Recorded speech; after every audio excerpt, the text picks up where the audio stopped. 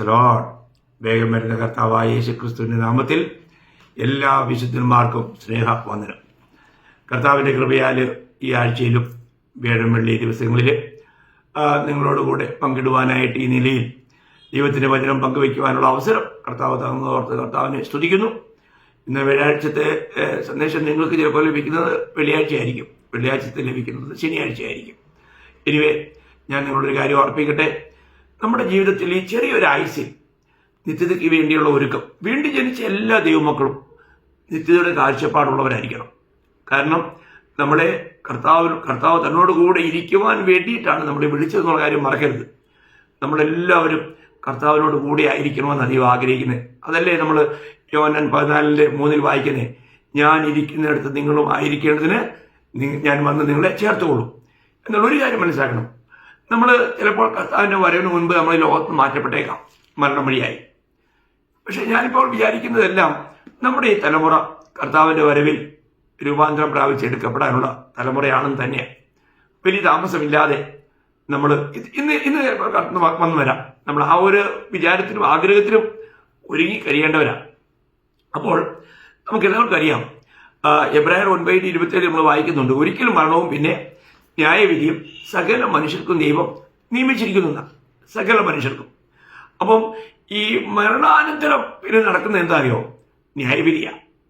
അപ്പം ഈ ന്യായവിധിയിൽ നമുക്കറിയാം, 2 കൊരിന്ത്യർ 5:10 വായിക്കുന്നുണ്ട്, ഒരുവൻ ശരീരത്തിലിരിക്കുമ്പോൾ ചെയ്തത് നല്ലതായാലും തീയതായാലും അതിന് തക്കവണ്ണം പ്രാപിക്കേണ്ടതിന് നാം എല്ലാവരും ക്രിസ്തുവിന്റെ ന്യായാസനത്തിന് മുമ്പിൽ വെളിപ്പെടേണ്ടതാകുന്നു. ഇത് പൗലോസ്ലീഹ പറയുമ്പോൾ പൗലോസ്ലീഹയും അതിനകത്ത് ഉൾപ്പെടുന്നുണ്ട്.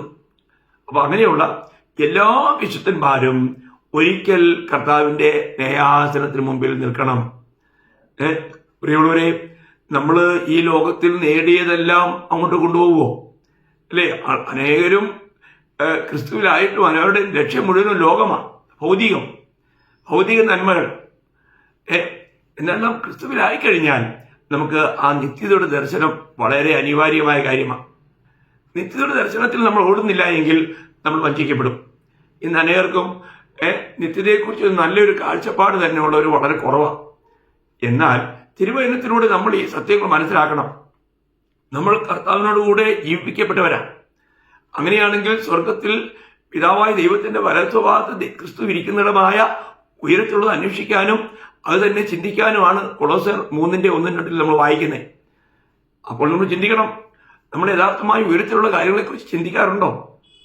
ഇത് അനേക വിശുദ്ധന്മാരും മുഴുവൻ ദിവസവും അധ്വാനം ചെയ്യുന്നതെല്ലാം ഈ ലോകത്തിന്റെ കാര്യങ്ങൾക്ക് വേണ്ടി, ലോകത്തെ നേടാൻ വേണ്ടിയല്ലേ? ഒരു കാര്യം നമ്മൾ മനസ്സിലാക്കണേ, നമ്മൾ വെളിപ്പാട് പുസ്തകം 14:13 ക്രിസ്തുവിൽ മരിക്കുന്ന വൃദ്ധന്മാരെ കുറിച്ച് പറയുമ്പോൾ അവർ ഭാഗ്യവാന്മാരാണ്, അവരുടെ പരിശ്രമങ്ങളിൽ നിന്ന് അവർ വിശ്രമിക്കേണ്ടതാവുന്നു, അവരുടെ പ്രവൃത്തി അവരെ പിൻപറ്റുന്ന, അവർ ചെയ്ത കാര്യങ്ങൾ നോക്കണം. നമ്മുടെ പ്രവൃത്തികൾ നമ്മളെ പിൻപറ്റും, അതവിടെ എത്തും. അപ്പോൾ നമ്മുടെ പ്രവൃത്തികൾ എപ്രകാരം ഉണ്ടായിരുന്നു അത് നമ്മൾ അറിയണം. ഈ പ്രവൃത്തികളെല്ലാം ന്യായം വിധിക്കാൻ പോകുകയാണ്. അപ്പോൾ ന്യായാസനത്തിലാണ് നമ്മൾ യഥാർത്ഥത്തിൽ ജയാളികളാണോ ഇല്ലയോ എന്ന് അറിയാൻ പോകുന്നത്. ഇവിടെ വെച്ചല്ല, ന്യായാസനത്തിൽ വരുമ്പോഴാണ്.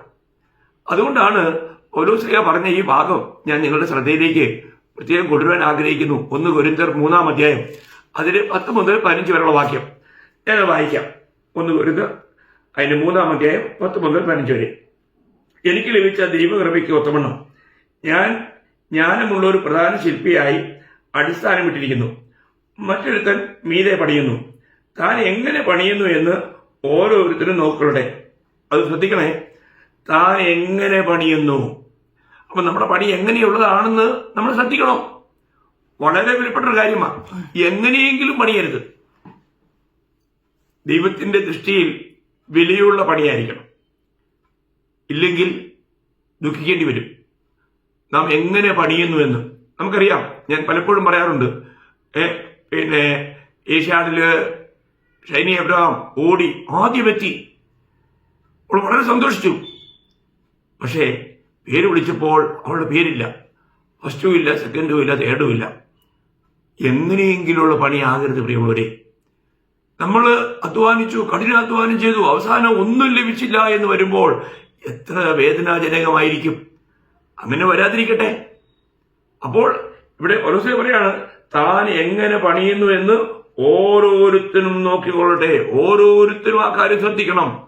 എന്നിട്ട് പറയാണ്, യേശുക്രിസ്തു എന്ന ഇട്ടിരിക്കുന്ന അടിസ്ഥാനമല്ലാതെ മറ്റൊന്നിടുവാൻ ആർക്കും കഴിയുകയില്ല. ആ അടിസ്ഥാനത്തിന്മേൽ ആരെങ്കിലും പൊന്ന്, വെള്ളി, വിലയേറിയ കല്ല്, മരം, പുല്ല്, വൈക്കോൽ എന്നിവ പണിയുന്നുവെങ്കിൽ അവനവന്റെ പ്രവൃത്തി വെളിപ്പെട്ടു വരും. ആ ദിവസം അതിനെ വെളിവാക്കും. അത് തീയോടെ വെളിപ്പെട്ടു വരും. ഓരോരുത്തന്റെ പ്രവൃത്തി ഇന്നവിധമെന്ന് തീ തന്നെ ശോധന ചെയ്യും. ഒരുത്തൻ പണിത പ്രവൃത്തി നിലനിൽക്കുമെങ്കിൽ അവന് പ്രതിഫലം കിട്ടും.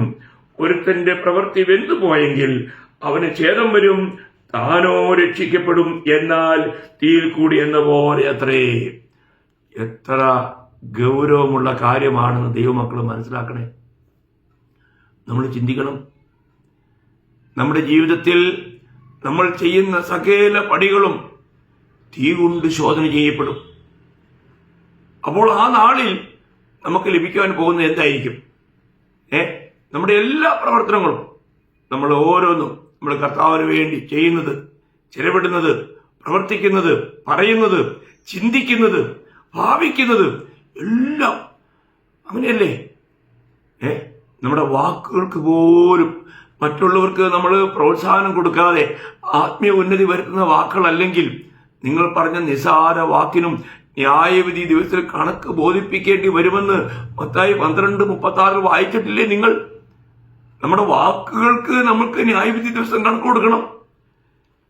നമ്മുടെ ഹൃദയത്തിലെ വിചാരങ്ങൾ 1 Corinthians 4:5 ആ വിചാരങ്ങളെ ദൈവം ന്യായം വിധിക്കും. റോമർ 2:16 നമ്മുടെ രഹസ്യങ്ങളെ ദൈവം ന്യായം വിധിക്കും. അപ്പം നമ്മുടെ ചിന്തയിലോ, നമ്മുടെ നോട്ടത്തിലോ, നമ്മുടെ വിചാരങ്ങളിലോ, നമ്മുടെ വാക്കുകളിലോ, നമ്മുടെ പ്രവൃത്തിയിലോ വന്നിട്ടുള്ള സകലവും ന്യായവിധി ദിവസം കർത്താവ് ന്യായം വിധിക്കും. അതൊക്കെ നമ്മൾ മനസ്സിലാക്കിയാണോ നമ്മൾ ഈ ചെറിയൊരു ആയുസ് ജീവിക്കുന്നേ? എന്നാൽ ക്രിസ്തുവിലായിരിക്കുന്ന ഒരു ദൈവ പൈതൽ എപ്പോഴും തിരുവചനം നമ്മുടെ ജീവിതത്തിൽ ശ്രദ്ധിക്കേണ്ട വിഷയങ്ങളെക്കുറിച്ചെല്ലാം നമ്മളെ ബോധവാന്മാരാക്കും. അത് നമ്മളെ സകല സത്യത്തിലും വഴി നടത്തും. അത് ദൈവത്തിന്റെ പരിശുദ്ധാത്മാവിന്റെ ഒരു വലിയ പ്രവൃത്തിയാണ്.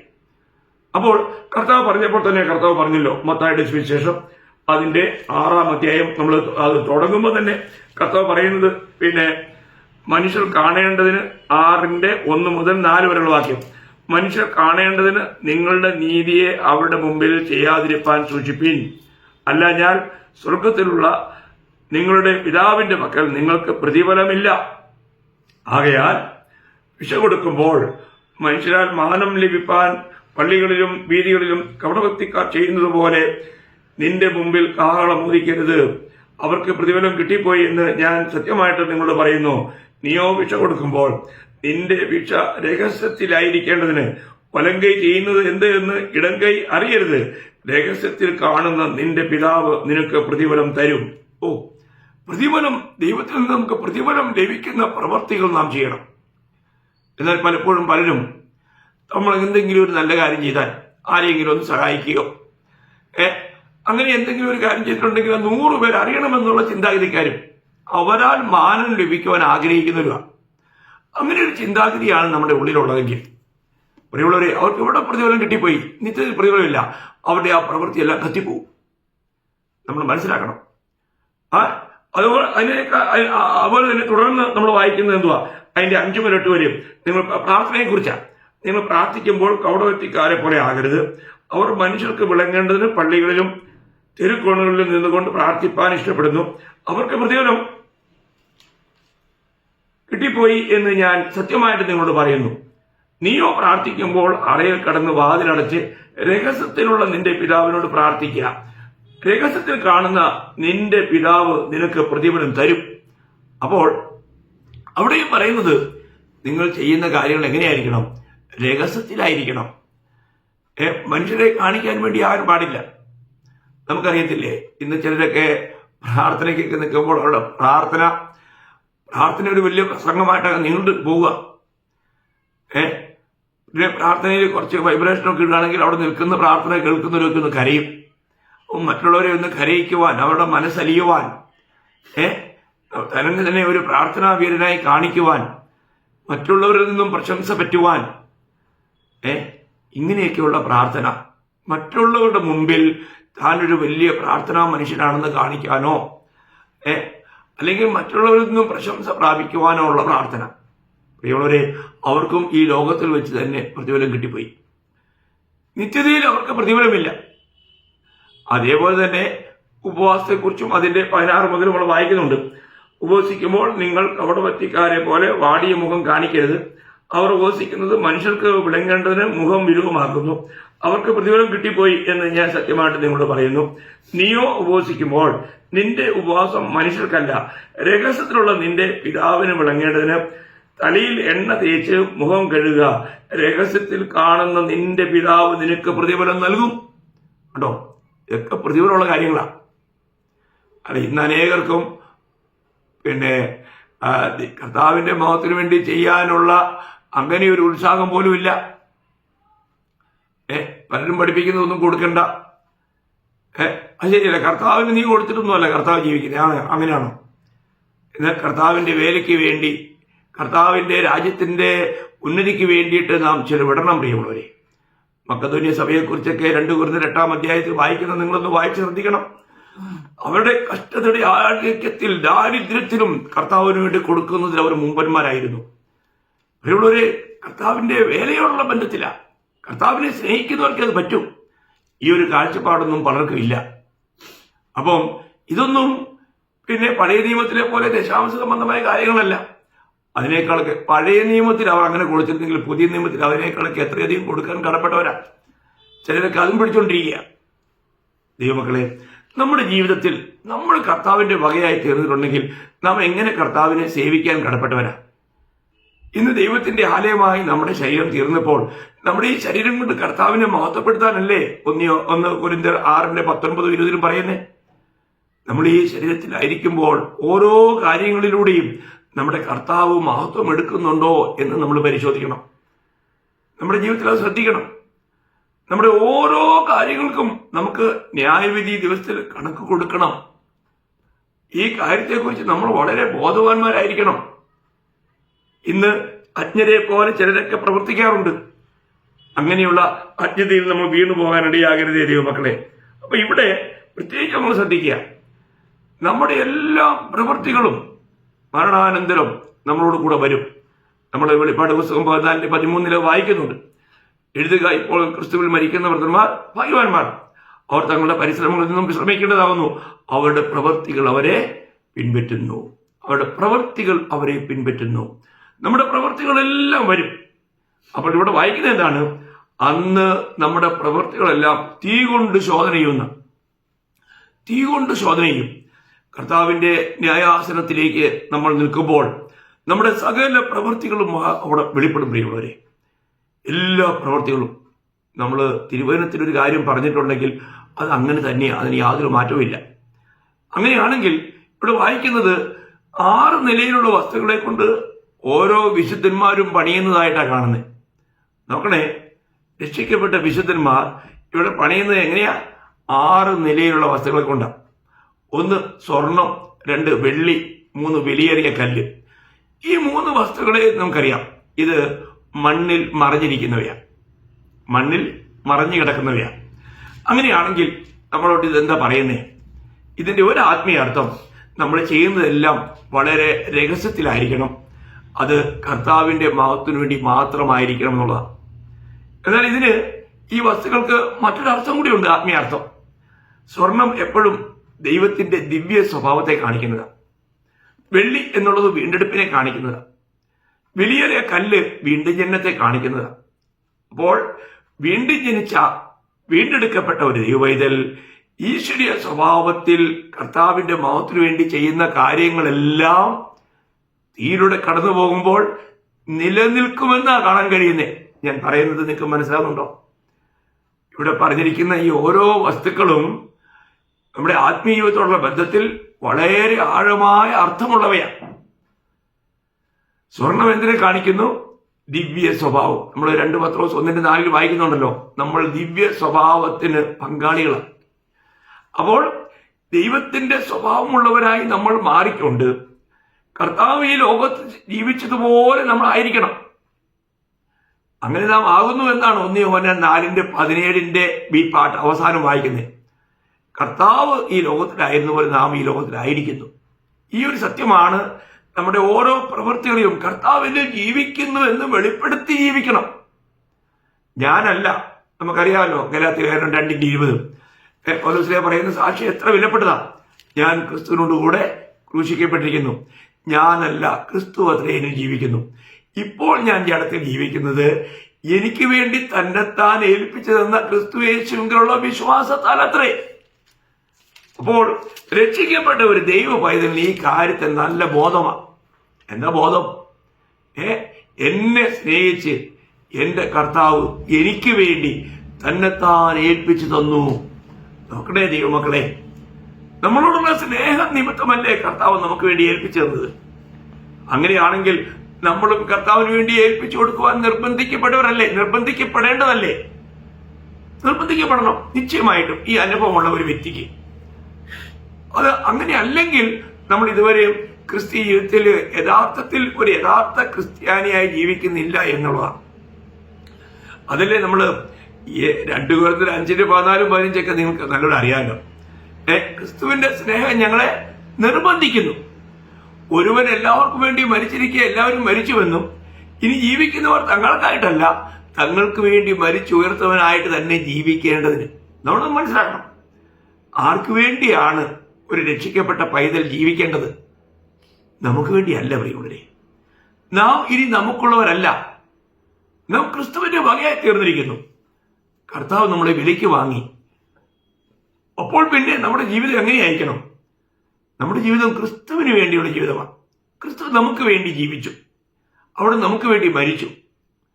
നമ്മുടെ പാവങ്ങളും ക്രൂശിൽ മരിച്ച ആ ചിത്രം, ആ ഒരു കാര്യം നമ്മൾ കണ്ടാൽ പിന്നെ നമുക്ക് ഇനിയും നമുക്കായിട്ട് ജീവിക്കാൻ കഴിയുമോ? യഥാർത്ഥ രക്ഷിക്കപ്പെട്ട ഒരു ദൈവവൈതല്, ദൈവത്തിന്റെ ആത്മാവിനെ പ്രാപിച്ച ഒരു ദൈവവൈതല്, അവന്റെ ജീവിതത്തിൽ എപ്പോഴും അവന്റെ ലക്ഷ്യം കർത്താവിന്റെ മഹത്വമായിരിക്കും. കർത്താവിന്റെ മഹത്വത്തിന് വേണ്ടി നമ്മൾ സൃഷ്ടിക്കപ്പെട്ടവരാ. അപ്പൊ ഇന്ന് നമ്മുടെ ജീവിതത്തിന്റെ ലക്ഷ്യം എന്താണ്? യഥാർത്ഥമായും കർത്താവിനെ മഹത്വപ്പെടുത്തുക എന്നുള്ളതാണോ? അങ്ങനെയല്ലെങ്കിൽ നമ്മൾ മരണാനന്തരം കർത്താവിന്റെ ന്യായാസനത്തിന് മുമ്പിൽ നിൽക്കുമ്പോൾ നമ്മുടെ ജീവിതം വെറും പൊള്ളയായിരുന്നു. നമ്മുടെ ജീവിതത്തിന് ഒരു കഴമ്പില്ലായിരുന്നു.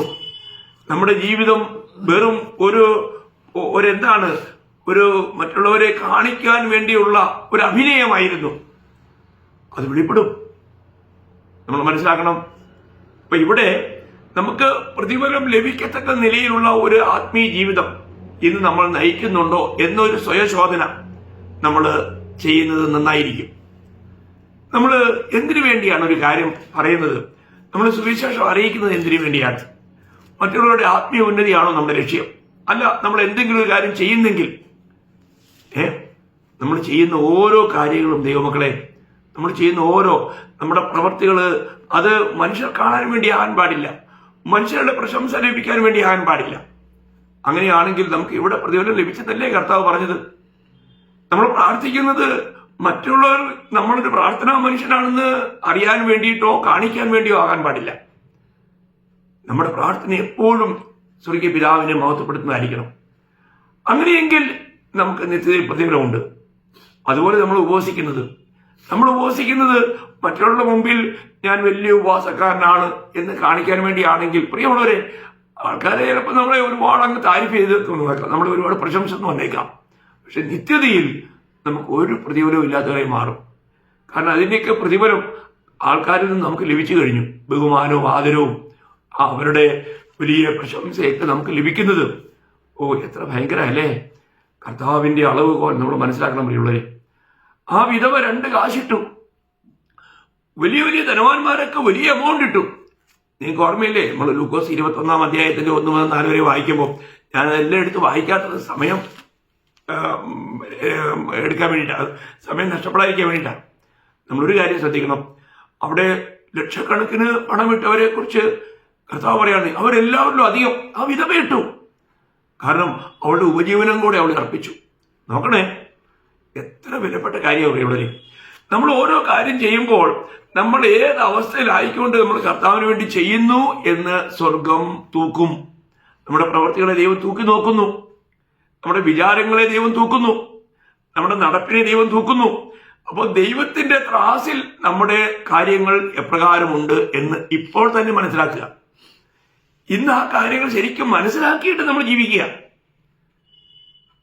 ഒരുപാട് കാര്യങ്ങളൊക്കെ ഞാനൊരു കാര്യം പറയാൻ ആഗ്രഹിക്കുന്നത്, നമ്മൾ നമ്മുടെ പ്രാണനെ ഈ ലോക ജീവിതത്തിന് വേണ്ടി രക്ഷിക്കാൻ ആഗ്രഹിക്കുമ്പോൾ നിത്യതയ്ക്ക് വേണ്ടി അവർ കളയുക. അപ്പോൾ കർത്താവിന്റെ ന്യായാസനത്തിന് മുമ്പിൽ നിൽക്കുമ്പോഴാണ് നമ്മുടെ ജീവിതത്തിൽ വരുത്തി വെച്ച മണ്ടത്തരങ്ങളെയൊക്കെ അന്നേരം മനസ്സിലാകുന്നത്.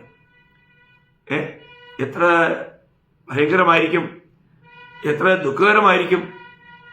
നമ്മുടെ ഓട്ടം ഇന്ന് എങ്ങനെയുണ്ട്? വിജയം വരിപ്പാൻ തക്കവണ്ണമുള്ള ഓട്ടമാണോ? നമ്മൾ എങ്ങനെയുള്ള യുദ്ധമാണ് ചെയ്യുന്നത്? യഥാർത്ഥങ്ങളായിട്ടും നമുക്കൊരു വിജയാളികളായിട്ട് ജീവിക്കാൻ കഴിയുന്നുണ്ടോ? എല്ലാ നിലയിലും നമ്മുടെ കർത്താവിനെ മഹത്വപ്പെടുത്താൻ നമുക്ക് കഴിയുന്നുണ്ടോ? തിന്നാലും കുടിച്ചാലും എന്ത് ചെയ്താലും കർത്താവിന്റെ മഹത്വത്തിന് വേണ്ടി ചെയ്യണം. നമ്മൾ സംസാരിക്കുന്നതിലൂടെ മറ്റുള്ളവർക്ക് ആത്മീയ ഉന്നതി ലഭിക്കാൻ ഇടയാകണം. ചിന്തിക്കുക, നമ്മുടെ ജീവിതത്തിൽ നമ്മളുമായിട്ടൊരു വ്യക്തി കണ്ടുമുട്ടുമ്പോൾ അവർക്ക് നമ്മിലൂടെ ക്രിസ്തുവിനെ ലഭിക്കാൻ ഇടയാവുന്നുണ്ടോ? ഇവിടെ പൗലോസ് പറയാണ്, അവിടെ ന്യായാസനത്തിന് മുമ്പിൽ അനേകരുടെ കാര്യങ്ങൾ കത്തിപ്പോകും. നമുക്കറിയാം, ഇവിടെ സ്വർണവും വെള്ളിയും വിലയേറിയ കല്ലും തീയിലൂടെ കടന്നു പോകുമ്പോൾ അത് കത്തിപ്പോയല്ല, അത് നശിക്കത്തില്ല. അത് ഒന്നുകൂടെ വിലയുള്ളതായി പുറത്തു വരും. എന്നാൽ വേറെ 3 കൂട്ടം കാര്യങ്ങൾ എന്തുവാ? മരവും പുല്ലും വൈക്കോലും. മരം എന്ന് പറയുമ്പോൾ മാനുഷികമായ മനുഷ്യത്വത്തിൽ നമ്മൾ ചെയ്ത നമ്മുടെ പ്രവർത്തനങ്ങളാണ്. നമ്മുടെ ആഗ്രഹത്തിൽ, നമ്മുടെ ഇഷ്ടത്തിൽ നമുക്ക് തോന്നിയ നല്ല കാര്യങ്ങൾ ചെയ്തത് മരം. പിന്നെ നമ്മളവിടെ വായിക്കുന്നത്, ഞാൻ ആ കാര്യം ഒന്ന് നിങ്ങളോട് പറയാനായിട്ട് ആഗ്രഹിക്കുക. പ്രിയമുള്ളവരെ, ഇത് നമ്മൾ ശരിക്കും മനസ്സിലാക്കിയിരിക്കുന്നത് നല്ലതായിരിക്കും. അപ്പോൾ മനുഷ്യന്റെ സ്വഭാവത്തിൽ പുല്ല് അവൻ ജഡീകതയിൽ ചെയ്തതാ, വൈക്കോൽ അത് ജീവനില്ലായ്മയെ കാണിക്കുന്നതാണ്. അപ്പോൾ പിന്നെ മരം എന്നുള്ളത് മനുഷ്യ സ്വഭാവത്തെ കാണിക്കുന്നു, പുല്ല് എന്നുള്ളത് ഒരു ജഡീകനാണെന്നുള്ളത് കാണിക്കുന്നു, പിന്നെ വൈക്കോൽ എന്നുള്ളത് ജീവനില്ലായ്മയെ കാണിക്കുന്നു. എന്ന് പറഞ്ഞാൽ നമ്മുടെ ജീവനായ ക്രിസ്തുവിലൂടെ അല്ല നമ്മൾ പ്രവർത്തിച്ച്, നമ്മുടേതായിരിക്കുന്ന ഇഷ്ടത്തിൽ മറ്റുള്ളവരിൽ നിന്നും പ്രശംസയ്ക്ക് വേണ്ടി നമ്മൾ ചെയ്ത പ്രവർത്തനങ്ങളാണ്. അതെല്ലാം എന്ത് സംഭവിക്കും? കത്തിപ്പോകും. കാര്യം നല്ല നല്ല കാര്യങ്ങളാണ് ചെയ്തത്. അനേകരെ സഹായിച്ചു, അനേകർക്ക് വേണ്ടി വലിയ കഷ്ടപ്പാടുകൾ സഹിച്ചു, ഒരുപാട് കാര്യങ്ങളൊക്കെ ചെയ്തു. പക്ഷേ അതൊന്നും ആത്മാവിനെ അനുസരിച്ചായിരുന്നില്ല, കർത്താവിന്റെ ഹിതമറിഞ്ഞായിരുന്നില്ല, ദൈവാത്മാവിനാലായിരുന്നില്ല, കർത്താവിന്റെ ജീവനിൽ ജീവിക്കുവാനായിട്ട് കഴിഞ്ഞില്ല. നമ്മുടെ സ്വന്തത്തിൽ നിന്നും ചെയ്തു, സ്വയത്തിന് വേണ്ടി ചെയ്തു, മറ്റുള്ളവരുടെ മുമ്പിൽ നല്ല പിള്ളയായിട്ട് തീരാൻ ആയിട്ട് ചെയ്ത കാര്യങ്ങളാണ്. അവിടെ വായിക്കുന്നത് എല്ലാം കത്തിപ്പോകും. എന്നാൽ ആ വ്യക്തി നശിക്കുന്നില്ല, കാരണം അവൻ രക്ഷിക്കപ്പെട്ടവനാ. അപ്പോൾ നമ്മൾ മനസ്സിലാക്കണം. അതുകൊണ്ടാണ് നമ്മൾ കഴിഞ്ഞ ദിവസം നമ്മൾ ലാസ്റ്റ് ദിവസം വായിച്ചപ്പോഴത്തേക്കും എബ്രായർ എഴുത്തിൽ നിന്നും നമ്മളൊരു വാക്യം പ്രത്യേകം എടുത്ത് വായിക്കുകയുണ്ടായി. നിങ്ങളുടെ ഓർമ്മയിലുണ്ടോ? 10-ാം അധ്യായത്തിന്റെ 38-39 വാക്യം. എന്നാൽ എന്റെ നീതിമാൻ വിശ്വാസത്താൽ ജീവിക്കും, പിന്മാറുന്നുവെങ്കിൽ എന്റെ ഉള്ളത്തിന് അവനോട് പ്രസാദമില്ല. നാമോ നാശത്തിലേക്ക് പിന്മാറുന്നവരുടെ കൂട്ടത്തിലല്ല, വിശ്വസിച്ച് ജീവരക്ഷ പ്രാപിക്കുന്നവരുടെ കൂട്ടത്തിൽ അത്രയാകുന്നു. വളരെ ശക്തമായ ഒരു മുന്നറിയിപ്പാണ് നമ്മൾ ചിന്തിക്കണം. ഇവിടെ പറഞ്ഞിരിക്കുന്ന കാര്യം നാശത്തിലേക്ക് പിന്മാറുക. ഈ നാശത്തിലേക്ക് പിന്മാറുന്നത് അത് ഒരു ഭയങ്കരമായ വിശ്വാസിയോടുള്ള ഒരു ഭയനിർദ്ദേശമാണ്. കാരണം സഹസ്രാബ്ദ രാജ്യത്തിൽ അവർക്ക് നഷ്ടം വരും. സഹസ്രാബ്ദ രാജ്യത്തിലേക്ക് അവർക്ക് പ്രവേശിക്കാൻ കഴിയാതെ വരും. നമ്മൾ ചിന്തിക്കണേ, സഹസ്രാബ്ദം അല്ലെ 1000 ആണ്ട് വാഴ്ച എന്നുള്ളത് വിശുദ്ധന്മാരോടുള്ള ബന്ധത്തിൽ ഒരു വലിയ പ്രതിഫലമാണ്. അത് അവർക്ക് നഷ്ടപ്പെടും. അപ്പോൾ ഇന്ന് നമ്മുടെ ഈ ചെറിയൊരായുസിൽ നമ്മൾ ചിന്തിക്കണം, ഓരോ ദിവസവും നമുക്ക് ശരിക്കും വിശ്വാസത്താൽ ജീവിക്കാൻ കഴിയുന്നുണ്ടോ? എന്നെ കാണുന്നവർക്ക് ക്രിസ്തുവിനെ കാണുവാൻ, എന്നെ പഠിക്കുന്നവർക്ക് ക്രിസ്തുവിനെ പഠിക്കുവാൻ കഴിയുന്നുണ്ടോ? എനിക്ക് മറ്റുള്ളവരിലേക്ക് ക്രിസ്തുവിനെ പകരുവാൻ കഴിയുന്നുണ്ടോ? എൻ്റെ ജീവിതത്തിൻ്റെ മൊത്തത്തിലുള്ള ലക്ഷ്യം എൻ്റെ കർത്താവാണോ? ഏത് നിലയിലും ജീവിച്ചാൽ പോരാ. നമ്മളെ തന്നെ, നമ്മുടെ ദേഹി ജീവനെ അപ്രിയമായി കണ്ടുകൊണ്ട് നിത്യതയുടെ കാഴ്ചപ്പാടിൽ ഓരോ കാര്യങ്ങളും നമ്മൾ ചെയ്യണം. പ്രിയമുള്ളവരെ, ഇന്ന് അങ്ങനെയാണോ നമ്മൾ ചെയ്യുന്നത്? ഇന്ന് അങ്ങനെയാണോ നമ്മൾ ജീവിക്കുന്നത്? നമ്മൾ ചെയ്യുന്ന ഓരോ കാര്യത്തിലും നിത്യതയുടെ ഒരു കാഴ്ചപ്പാടുണ്ടോ? ഇന്ന് കർത്താവ് വന്നാൽ ഞാൻ കർത്താവിനോട് കൂടെ ആയിരിക്കുമെന്നുള്ള ഒരു നല്ല ഉറപ്പ് നമുക്കുണ്ടോ? അല്ല, ഞാൻ ഇന്ന് മടമടിയായി മാറ്റപ്പെട്ടാൽ ഞാൻ സ്വർഗത്തിൽ കർത്താവിനോട് കാണപ്പെടുമെന്നുള്ള ആ ഒരു പൂർണ്ണ വിശ്വാസം നമുക്കുണ്ടോ? ഏതായാലും ഒരു കാര്യം ഉറപ്പാണ്, മരണാനന്തരം ഒരു ന്യായവിധിയുണ്ട്. ആ ന്യായവിധി ക്രിസ്തുവിന്റെ ന്യായാസനത്തിന് മുൻപിലാണ്. എഴുതപ്പെട്ട പൗലോസ് സഹിതം നാം എല്ലാവരും ക്രിസ്തുവിന്റെ ന്യായാസനത്തിന് മുമ്പിൽ നമ്മൾ വെളിപ്പെടും. അവിടെ വെച്ച് നമുക്ക് മനസ്സിലാകും നമ്മുടെ ഈ ലോക ജീവിതം ഒരു ജയാളിയായി ജീവിക്കുവാൻ നമുക്ക് കഴിഞ്ഞോ? യഥാർത്ഥമായിട്ടും കർത്താവിന് ജീവിച്ച ഒരു ജീവിതമാണോ നമ്മൾ നയിച്ചത്? കർത്താവിനെ മഹത്വപ്പെടുത്തുന്ന ഒരു ജീവിതമാണോ നമ്മൾ നയിച്ചത്? ലോകത്തിലെ ആൾക്കാരെ കാണിക്കാൻ വേണ്ടിയിട്ടും ലോകത്തിൽ നിന്നും പ്രശംസ പറ്റാൻ വേണ്ടിയിട്ടൊക്കെ ചെയ്തതെല്ലാം അന്ന് കത്തിയില്ലാതായി പോകും. എത്രയോ ബഹുമിടുക്കന്മാർക്ക് 1000 ആണ്ട് വാഴ്ചയിൽ കർത്താവിനോട് കൂടെ കാണപ്പെടുവാൻ കഴിയില്ല. പ്രിയമുള്ളവരെ, ഇതൊക്കെ നിത്യതയുടെ കാഴ്ചപ്പാടിൽ നമ്മൾ ഈ ചെറിയൊരു ആയുസ് കഴിക്കണം എന്നുള്ളതിന്റെ ശക്തമായൊരു മുന്നറിയിപ്പാണ്. ഇത് നമ്മൾ നമ്മുടെ പ്രാണനെ പോലും അപ്രിയമായി കണ്ടുകൊണ്ട് കർത്താവിന് ജീവിക്കുമെന്ന് ഉറപ്പുവരുത്തി. ഞാൻ പറഞ്ഞല്ലോ, ഗലാത്യർ 2:20, ഞാൻ ക്രിസ്തുവിനോട് കൂടെ ക്രൂശിക്കപ്പെട്ടിരിക്കുന്നു, ഞാനല്ല ക്രിസ്തു അത്രേ എന്നിൽ ഇന്ന് ജീവിക്കുന്നു. അത് നമ്മൾ ഉറപ്പുവരുത്തണ്ടേ. ഞാനല്ല, ക്രിസ്തു എന്നിൽ ജീവിക്കുന്നു. അങ്ങനെയല്ലേ നമ്മൾ ജീവിക്കണ്ടേ? 1 യോഹന്നാൻ 4:17 അവസാനം വായിക്കുന്നുണ്ട്, അവനായിരുന്നതുപോലെ നാമും ഈ ലോകത്തിലായിരിക്കുന്നു. അപ്പൊ അവനായിരുന്നതുപോലെ നാം ഈ ലോകത്തിലായിരിക്കുന്നു. മാത്രമല്ല, പിതാവ് പുത്രനെ അയച്ചതുപോലെ പുത്രൻ നമ്മളെ അയച്ചിരിക്കുന്നു. ഇത് നമ്മൾ വളരെ ശ്രദ്ധിക്കണം. കർത്താവ് തന്നെ പറഞ്ഞ കാര്യമാണ്. യോഹന്നാൻ 17:18, 20, 21. യോഹന്നാൻ 17:18, 20, 21 കർത്താവ് തന്നെ പറഞ്ഞ കാര്യമാണ്, പിതാവ് എന്നെ അയച്ചതുപോലെ ഞാൻ നിങ്ങളെ അയക്കുന്നു. അങ്ങനെയാണെങ്കിൽ പിതാവ് പുത്രനെ അയച്ചത് പുത്രന്റെ ഹിതം ചെയ്യാൻ വേണ്ടിയല്ല, പിതാവിന്റെ ഹിതത്തിൽ നിൽക്കുവാനാണ്. അത് കർത്താവ് തന്നെ പറഞ്ഞല്ലോ, യോഹന്നാൻ 6:38, ഞാൻ എന്നെ അയച്ചവന്റെ ഇഷ്ടം ചെയ്യാൻ അത്രേ സ്വർഗത്തിൽ നിന്ന് ഇറങ്ങി വന്നിരിക്കുന്നത്. അപ്പൊ ഞാൻ എന്റെ ഇഷ്ടമല്ല. പ്രിയമുള്ളവരെ, ഇന്ന് നമ്മൾ യഥാർത്ഥമായിട്ടും നമ്മുടെ ഇഷ്ടത്തിലാണോ അതോ ദൈവേഷ്ടത്തിലാണോ? അതാണ് നമ്മൾ ചിന്തിക്കണ്ടേ. ഇവിടെ പൗലോസ് പറയാണ്, ഞാൻ ക്രിസ്തുവിനോടുകൂടെ ക്രൂശിക്കപ്പെട്ടിരിക്കുന്നു, ഞാനല്ല ക്രിസ്തു അത്രയും ജീവിക്കുന്നു. പിന്നെ ഇന്ന് ഞാൻ ജഡത്തിൽ ജീവിക്കുന്നത് എങ്ങനെയാ? എന്നെ സ്നേഹിച്ച് എനിക്ക് വേണ്ടി തന്നെത്താൻ തന്ന ക്രിസ്തു യേശുവിലുള്ള വിശ്വാസത്താൽ അത്രയും ജീവിക്കുന്നത് ഉണ്ടോ? അതാ യഥാർത്ഥമായ വിശ്വാസം. തിരുവെഴുത്തിൽ പറയുന്നത് പോലെ നമ്മുടെ ജീവിതത്തിൽ അതിനെ അനുസരണമാക്കി മാറ്റണം. പ്രിയമുള്ളവരെ, നമുക്കറിയാം, ഹബക്കൂക്ക് 2:4 വായിക്കുന്നത്, എന്റെ നീതിമാൻ വിശ്വാസത്താൽ ജീവിക്കും. അത് വലിയൊരു അനുഗ്രഹിക്കപ്പെട്ട വാക്യമാണ്. അത് പുതിയ നിയമത്തിൽ 3 പ്രാവശ്യം എടുത്തു പറഞ്ഞിട്ടുണ്ട്. റോമാലേഖനം 1:17, ഗലാത്യ ലേഖനം അതിന്റെ 3:11, ഇബ്രായ ലേഖനം ഈ 10:38. അപ്പോൾ എന്റെ നീതിമാൻ വിശ്വാസത്താൽ ജീവിക്കും. ഞാനതെല്ലാം എടുത്ത് വായിക്കേണ്ട ആവശ്യമില്ല, നിങ്ങൾക്ക് അറിയാം. അതൊക്കെ നിങ്ങൾ പഠിക്കണം. നമ്മൾ വിശ്വാസത്താൽ, കാഴ്ചയല്ല, വിശ്വാസത്താൽ അത്രേ നാം ജീവിക്കുന്നത്. 2 കൊരിന്ത്യർ 5:7 നമ്മൾ മനസ്സിലാക്കണം. അപ്പോൾ ഈ വിശ്വാസം ഇവിടെ പൗലോസ് പറയുന്നു, ഇന്ന് ഞാൻ ജഡത്തിൽ ജീവിക്കുന്നതോ എനിക്ക് വേണ്ടി തന്നെത്താൻ ഏൽപ്പിച്ചു തന്ന ക്രിസ്തു യേശുവിലുള്ള വിശ്വാസത്താൽ അത്രേ ജീവിക്കുന്നു. അതല്ലേ യഥാർത്ഥമായ ക്രിസ്തീയ ജീവിതം? ദൈവമക്കൾ, ഒരു കാര്യം മനസ്സിലാക്കുക, ഇത് ഒരേ ഒരു ആയുസാണ്. ഞാൻ എപ്പോഴും പറയാറുണ്ട്, നിത്യതയ്ക്ക് വേണ്ടി നമ്മൾ ചെയ്തത് മാത്രം എന്നേക്ക് നിലനിൽക്കും. അതുകൊണ്ട് ദൈവസ്നേഹം നമ്മളെ നിർബന്ധിക്കണം. 2 കൊരിന്ത്യർ 5:14-15 ഒക്കെ നമ്മുടെ ജീവിതത്തിൽ എപ്പോഴും വ്യത്യസ്തമായി അത് ധ്യാനിക്കേണ്ട വചനമാണ്. ക്രിസ്തുവിന്റെ സ്നേഹം ഞങ്ങളെ നിർബന്ധിക്കുന്നു.